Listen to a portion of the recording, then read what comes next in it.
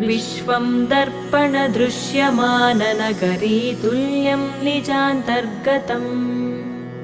पश्यन्नात्मनि मायया बहिरिवोद्भूतं यथा निद्रया यः साक्षात् कुरुते प्रबोधसमये स्वात्मानमेवाद्वयम्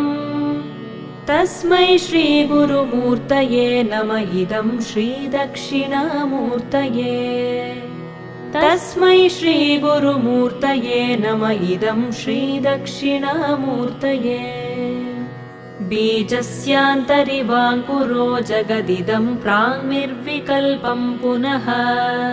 मायाकल्पितदेशकालकलना वैचित्र्यचित्रीकृतम् मायावीव विजृम्भयत्यपि महायोगी वयस्वेच्छया तस्मै श्रीगुरु